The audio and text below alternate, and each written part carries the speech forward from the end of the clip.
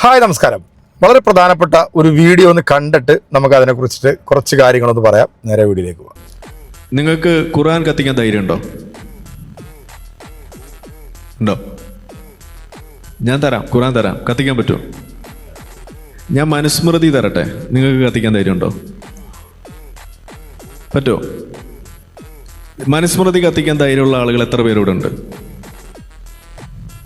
എനിക്ക് ധൈര്യമുണ്ട്. ഞാൻ വേണമെങ്കിൽ ഇവിടെ ഇട്ട് കത്തിച്ച് കാണിച്ചു തരാം. ഖുർആൻ കത്തിക്കാൻ എനിക്ക് ധൈര്യമില്ല, ഉള്ള കാര്യം പറയാലോ. സിയാറിന് ധൈര്യമുണ്ടോ ഖുർആൻ കത്തിക്കാൻ? ഇല്ല. ഖുർആൻ കത്തിക്കാൻ ധൈര്യമുള്ള എത്ര പേരുണ്ട് ഇവിടെ? ഒരാള്. യെസ്. എന്താണ് ഈ 2 3 ഓക്കെ, യെസ്. ഒന്ന് കത്തിക്കണം കേട്ടോ. കത്തിച്ച് കഴിഞ്ഞിട്ടൊന്ന് പറയാൻ വേണം കേട്ടല്ലോ. അതായത് ഖുർആൻ കത്തിക്കാൻ ധൈര്യമുള്ള എത്ര ആൾക്കാരുണ്ടോ? പിന്നെ മനുസ്മൃതി അത് കത്തിക്കാൻ ആർക്കെങ്കിലും പറ്റുമോ? പറ്റില്ല. അത് വേണേൽ ഞാൻ കത്തിച്ച് കാണിച്ചു തരാം. സത്യത്തിൽ ഈ മനുസ്മൃതി എന്ന് പറയുന്നത് എന്താണ്? എനിക്ക് എൻ്റെ ഒരു അറിവ് വെച്ച് പറയുകയാണെന്നുണ്ടെങ്കിൽ ഇവിടുത്തെ ഭൂരിപക്ഷം വരുന്ന ഹിന്ദു സമൂഹം മൊത്തത്തിൽ ഫോളോ ചെയ്യുന്ന ഒരു സാധനമാണ് മനുസ്മൃതി എന്ന് എനിക്ക് തോന്നുന്നില്ല. ചില വിഭാഗങ്ങൾ മാത്രമേ മനുസ്മൃതി ഫോളോ ചെയ്ത് പോകുന്നുള്ളൂ.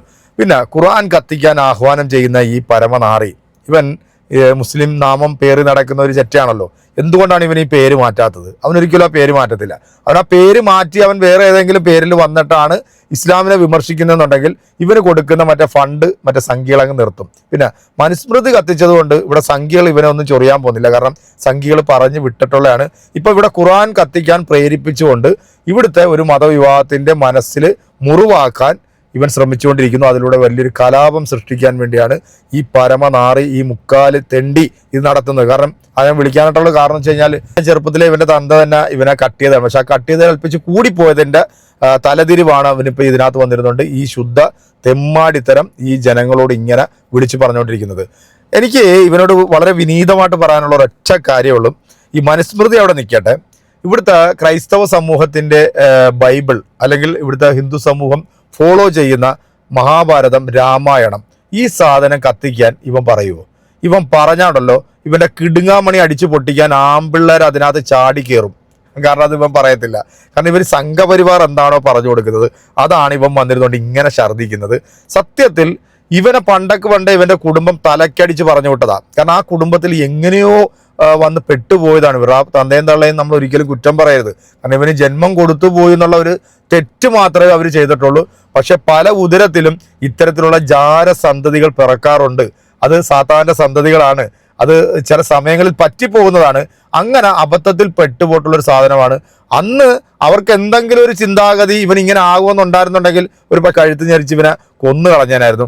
ഇവന്റെ 2 3 വീഡിയോകൾ എൻ്റെ പ്രിയപ്പെട്ട പ്രേക്ഷകരെ ഈ കഴിഞ്ഞ ദിവസങ്ങളിലായിട്ട് നമ്മൾ കണ്ടിരുന്നു. അതായത് ഇവൻ ഇസ്രയേലിൽ പോയിട്ട് അവിടെ നിന്നുകൊണ്ട് ജൂതന്മാരുടെ ഷഡ്ഡി താങ്ങി നടക്കുന്ന ചില പരിപാടി കാണിച്ചു.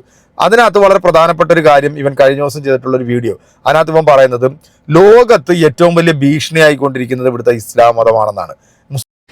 അവിടെ ചേകനൂർ മൗലവിയുടെ വിഷയത്തിലും നമ്മൾ കണ്ടത് അത്തരത്തിലുള്ളൊരു അലംഭാവം. ആ വിഷയം ചർച്ച ചെയ്യാൻ പോലും തയ്യാറാകാത്ത രീതിയിൽ മാധ്യമങ്ങളും ഇവിടുത്തെ സാംസ്കാരിക നായകളും നിൽക്കുന്നതാണ് നമ്മൾ കണ്ടത്. ഇതാണ് അവസ്ഥ. അപ്പോൾ നമ്മളിവിടെ പറയുന്നു ഇസ്ലാമോഫോബിയ എന്ന് പറയുന്ന വിഷയം അതെന്തുകൊണ്ട് ഇതുപോലെ ചർച്ചയാകുന്നു എന്ന് ചോദിച്ചാൽ ഇസ്ലാമിനെ ഭയക്കണം എന്നുള്ളത് തന്നെയാണ്. ഇതുപോലുള്ള കാരണങ്ങൾ തന്നെയാണ്. ഇത് ഇന്ത്യയിൽ കേരളത്തിൽ മാത്രം നടക്കുന്നതല്ല, ഇത് ആഗോളതലത്തിൽ. ഞാൻ നേരത്തെ കാണിച്ച മാപ്പ് അതാണ് നിങ്ങൾക്ക് കാണിക്കുന്നത്. ഇസ്ലാമോഫോബിയ ഉണ്ട് എന്ന് പറയാൻ കാരണം ഈ മാപ്പ് തന്നെ ഇതിനൊരു തെളിവായിട്ട് മാറുന്നു. ഇതിൽ ഓരോ ഇൻസിഡൻസും, ഈ കാണുന്ന ഓരോ ഇൻസിഡൻറ്റും ഇത് ഇസ്ലാമോഫോബിയ അല്ലെങ്കിൽ ഇസ്ലാമിനെ ഭയക്കാൻ ഉതകുന്ന തരത്തിലുള്ള കാരണങ്ങളായിട്ട് മാറുകയാണ്. ഈ കാണുന്ന എല്ലാത്തിൻ്റെ ഇരകൾ അത് ഇസ്ലാം തന്നെയാണ്, വേറൊരു മതമല്ല. അപ്പോൾ ഇനിയിപ്പോൾ നിങ്ങൾ പറയണം മറ്റു മതങ്ങൾക്കുണ്ട് പ്രശ്നം, എല്ലാ മതങ്ങൾക്കും കുഴപ്പമുണ്ട്. നിങ്ങൾ ഇതേപോലൊരു മാപ്പ് ഉണ്ടാക്കുക, ഒരു പെർസിക്യൂഷൻ ട്രാക്കർ ഉണ്ടാക്കുക, എന്നിട്ട് അത് വെക്കുക. നമ്മൾ ഈ ഉസ്താദുമാരുടെ പീഡനത്തിൻ്റെ കാര്യം പറയുമ്പോൾ നിങ്ങൾ എല്ലാ മതങ്ങളിലും പീഡനമില്ലേ, അത് ഏതെങ്കിലും മതത്തിൻ്റെ പീഡനമാണോ എന്നൊക്കെ ചോദിക്കും. നമ്മൾ അന്നും വെച്ചൊരു വെല്ലുവിളിയാണ്. ഞാൻ ഉസ്താദുമാരുടെ പീഡനം വെക്കാം, നിങ്ങൾ വേദപാഠ ക്ലാസ്സിലോ അല്ലെങ്കിൽ മറ്റേ സൺഡേ സ്കൂളിൽ നടക്കുന്ന പീഡനത്തിൻ്റെ കണക്ക് വെക്കുക. നമുക്ക് ഒരു മത്സരമാക്കി കളയാം. മുസ്ലിങ്ങളാണ് ഇവിടുത്തെ പ്രശ്നക്കാർ. അവരാണ് ഏറ്റവും കൂടുതൽ ആൾക്കാരെ ഇവിടെ കൊന്നൊടുക്കുന്നത്. ഈ പരിശുദ്ധ റമദാനിൽ ഈ ഇസ്രയേൽ എന്ന് പറയുന്ന ജൂത പരിശകൾ കാണിച്ചിട്ടുള്ള തെമ്മാടിത്തരം, അവിടെ ആഹാരം പോലും ഇല്ലാതെ നോമ്പ് നോക്കുന്ന പലസ്തീൻ ജനങ്ങളെ ഏതാണ്ട് വെളുപ്പിനെ 3:15 ഇവന്മാർ കൊണ്ടുപോയിട്ട് ബോംബിട്ടിട്ട് എത്ര പാവങ്ങൾ. അതിനകത്ത് മരണപ്പെട്ടത് കൂടുതലും പിഞ്ചു കുഞ്ഞുങ്ങളാണ്. ആ പിഞ്ചു കുഞ്ഞുങ്ങളെ കുറിച്ചിട്ട് ഈ പരമനാറി എന്തെങ്കിലും ഒന്ന് പറയുമോ, ഒന്ന് അപലപിക്കുമോ? ഇവൻ ജൂതന്റെ മറ്റതും താങ്ങിയല്ലേ ഈ തെണ്ടി നടക്കുന്നത്. ഇവൻ നമ്മുടെ കേരളത്തിലെ സമൂഹത്തിന് വലിയ വിപത്താണ്. ഇവനെ നിർത്തേണ്ട സ്ഥലത്ത് നിർത്തണം. ഇപ്പൊ ഇവിടെ ഇവൻ ഖുർആൻ എനിക്ക് പേടിയാണെന്ന് പറഞ്ഞതിന്റെ ആ ഒരു ലക്ഷ്യം എന്താണെന്നുള്ളത് നിങ്ങൾക്ക് മനസ്സിലായി കാണൂല്ലോ അല്ലെ. അതായത് ഖുർആനെ തൊട്ട് പോയി കഴിഞ്ഞാൽ ഇവിടുത്തെ ആൾക്കാർ വന്നിട്ട് ഇവനെ കൊല്ലും, അല്ലെങ്കിൽ ഇവനെ തട്ടും, അല്ലെങ്കിൽ അത് ചെയ്യുന്ന ആരാണെങ്കിലും അവരെ തീർക്കുമെന്നാണ് ഇവൻ പറഞ്ഞു വരുന്നതിന്റെ ഒരു ഉദ്ദേശം. സത്യത്തിൽ ഈ ലോകത്ത് എന്തൊക്കെ തെമ്മാടിത്തരങ്ങൾ, എന്തൊക്കെ ശുദ്ധ പോക്കൃത്തരങ്ങളാണ് ഈ ഒരു സമുദായത്തിന് നേരെ പല ഭാഗത്തു നിന്ന് നടത്തിക്കൊണ്ടിരിക്കുന്നത്. അതിനെക്കുറിച്ചിട്ട് ഇവിടെ ആരെങ്കിലും എന്തെങ്കിലും പറയുന്നുണ്ടോ? ആരെങ്കിലും എന്തെങ്കിലും ചോദ്യം ചെയ്യുന്നുണ്ടോ? കഴിഞ്ഞ ദിവസം ഉത്തർപ്രദേശിൽ നടന്നിട്ടുള്ളൊരു സംഭവം നിങ്ങൾക്ക് എല്ലാവർക്കും അറിയാം. രാവിലെ ഇടയത്താഴം കഴിക്കാൻ വേണ്ടി 2 ചെറുപ്പക്കാർ അവരുടെ വീടിന്റെ സ്ലാബിന്റെ ചോട്ടിലിരിക്കുമ്പോഴത്തേക്ക് തീവ്രവാദികളായിട്ടുള്ള 4-5 അവന്മാർ ബൈക്കിൽ വന്നിട്ട് അതിലൊരാളെ വെടിവെച്ച് കൊന്നു. ഇതിനെക്കുറിച്ചിട്ട് ആരെങ്കിലും ഇവിടെ സംസാരിക്കുമോ? ഒരു പട്ടികൾ ഇവിടെ ഇതിനെക്കുറിച്ചിട്ട് സംസാരിക്കത്തില്ല. കാരണം ഇവനെല്ലാം ഇസ്ലാമിന്റെ നെഞ്ചത്തേക്കാണ് ഇങ്ങനെ കയറിക്കൊണ്ടിരിക്കുന്നത്. അങ്ങനെ എത്ര സംഭവങ്ങൾ. കഴിഞ്ഞ ദിവസം ഡൽഹിയിലുണ്ടായിട്ട സംഭവം, ക്രൈസ്തവ ദേവാലയത്തിലേക്ക് ഇരച്ചു കയറിയിട്ടുള്ള ഒരു വിഭാഗം അവിടുത്തെ മാതാവിന്റെ രൂപം തല്ലി തകർത്തു. ഇതിനെക്കുറിച്ചിട്ട് കൂസന്മാരോ PC ജോർജ് ആരെങ്കിലും മിണ്ടുവോ?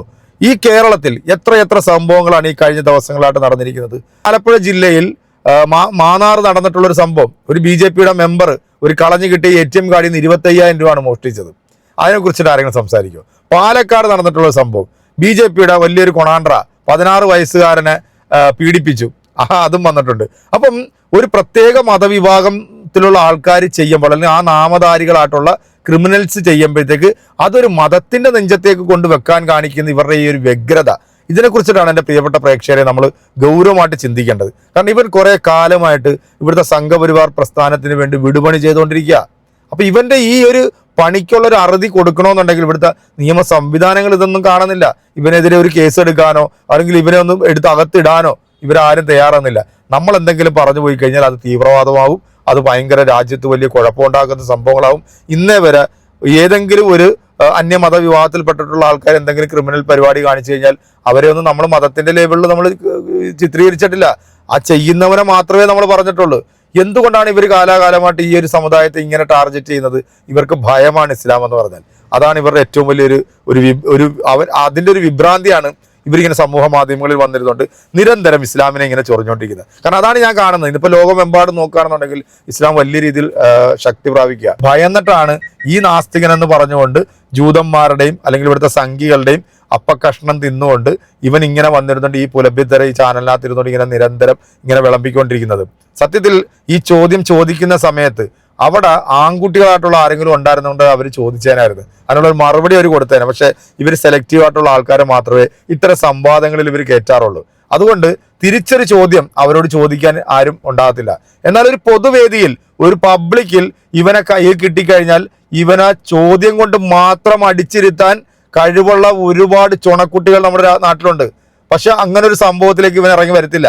ഇവരെയൊക്കെ സെലക്റ്റീവ് ആയിട്ടുള്ള ആൾക്കാരുടെ അടുത്ത് നിന്നുകൊണ്ടാണ് ഇത്തരത്തിലുള്ള ചോദ്യങ്ങൾ ഉന്നയിക്കുന്നത്.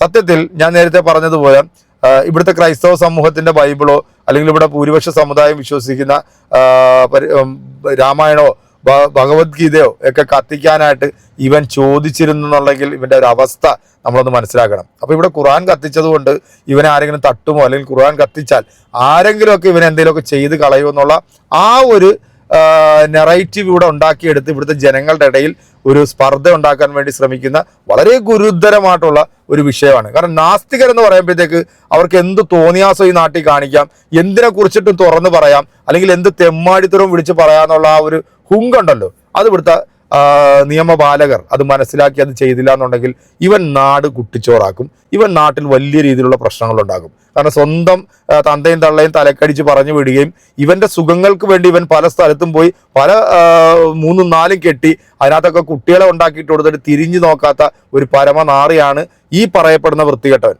ഇവനെ ഞാൻ വെല്ലുവിളിക്കുകയാണ്. നീ ആ പേര് മാറ്റിക്കൊണ്ട് നീ വേറെ എന്തെങ്കിലും പേരിട്ടുണ്ട് നീ വന്നിരുന്നുകൊണ്ട് ഇങ്ങനെ കൊണവതാരം പറഞ്ഞാൽ അത് കേൾക്കാൻ ഇവിടെ ഒരു പട്ടികളും കാണത്തില്ല എന്നുള്ളത് നിനക്ക് നല്ലതായിട്ട് ബോധ്യമുണ്ട്. അതുകൊണ്ടാണ് നീ ഇങ്ങനെ ഇരുന്നുകൊണ്ട് ശുദ്ധ അസംബന്ധം ഇങ്ങനെ വിളിച്ച് പറഞ്ഞുകൊണ്ടിരിക്കുന്ന. എന്തായാലും ഈ നാറിത്തരത്തിനുള്ള ഇവനിക്കുള്ള ചുട്ട മറുപടി കൊടുക്കാൻ എൻ്റെ പ്രിയപ്പെട്ട പ്രേക്ഷകരാണ്.